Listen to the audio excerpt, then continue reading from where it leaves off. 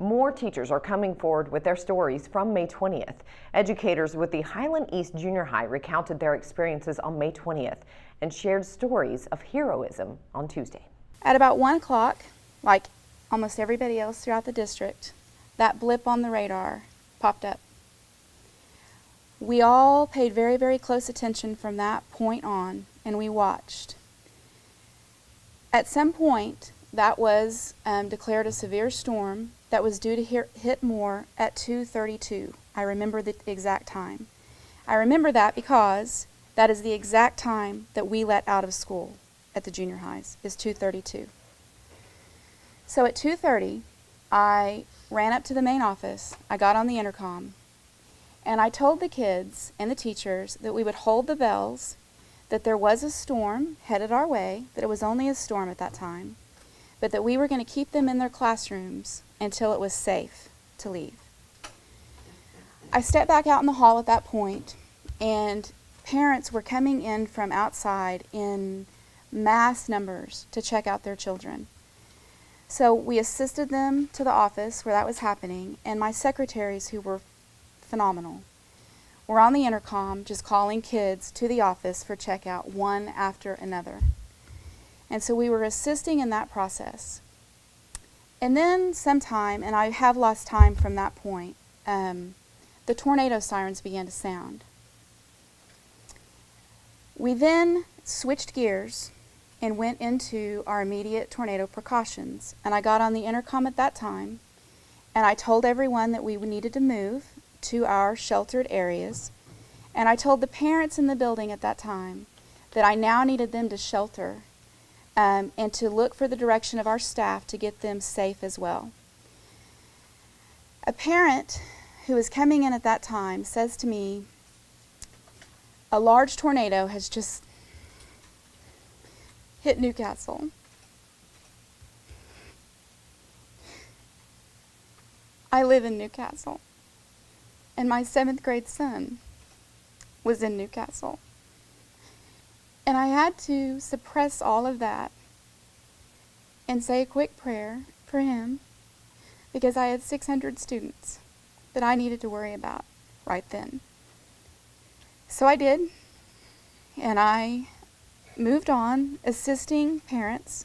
Ms. Dutton, who was just phenomenal, my assistant principal, was assisting in all of that, trying to get parents from outside our parking lots who were in those cars to get them inside where they could be safe. They didn't want to leave their children out there, of course. Bring them in. We wanted everybody in that building for safety. And so we continued with that process. Then, as I'm out in the hall, counselor calls me into the office and says, "Have you seen any news feed?" I said, "No, I have no idea." She said, "I need you to look then." And she had it on her computer. And when I saw that tornado, she says, "It's large, it's violent, and it's coming straight for us." And so it was that point that I completely switched gears. And I thought about my son, and I thought about those parents who were doing everything they could to remain calm in our building as well, but that wanted to be with their children in those rooms to shelter with them. And I knew as a mom at that point I had to let that happen. So I got back on the intercom and I told the parents that I wanted them to shelter with their children and that we would assist them in doing that. The secretaries then went into their next mode where they started finding out, no matter what, where those kids were. I told the teachers on the intercom that parents would be coming to their rooms to allow them in, to allow them to shelter with their children. And so that's what we did. Then I'm back in the hall assisting parents, and I hear banging on our east side doors that face Eastern.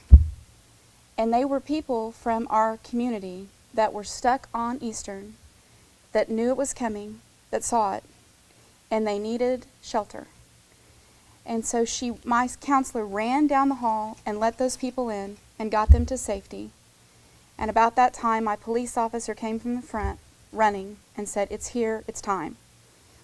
So I got back on the intercom and I said, "I need you to take cover immediately. We are out of time."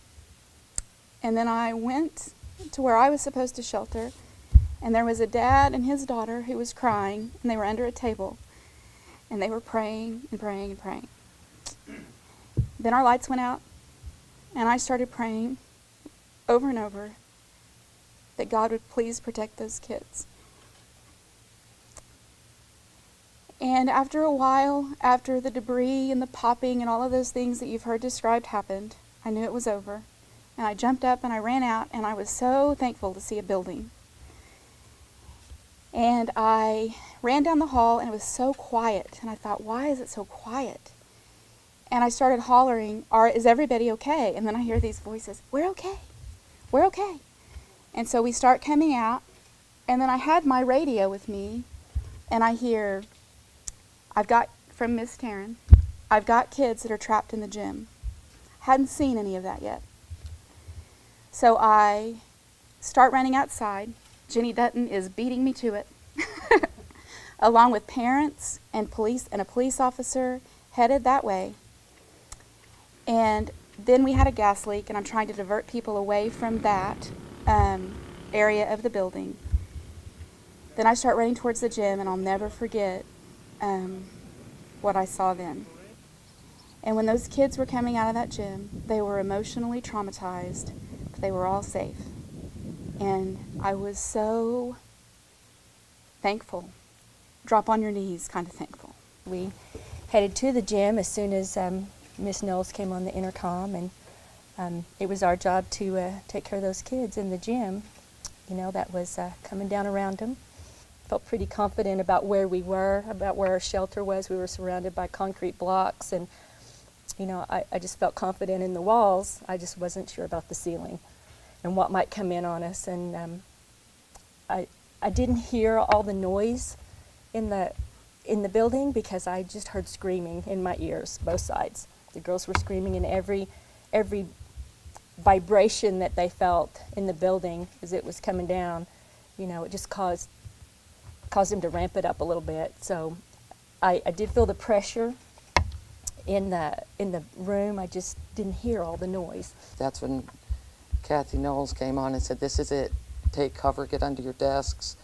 And then the girls kept screaming, "Is that hail?" And I'm saying, "We're okay, it's okay." And they had their iPhones. Everybody was trying to do things on their iPhones. And then we heard some more louder. It wasn't hail. It was a little bit of a louder bang, and I thought it was big hail. I didn't know. And then we heard the noise, and one of the little girls beside me yelled, "Vacuum." And I had no idea what she was talking about until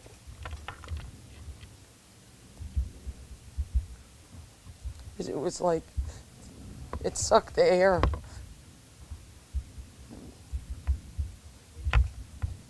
And then it was over.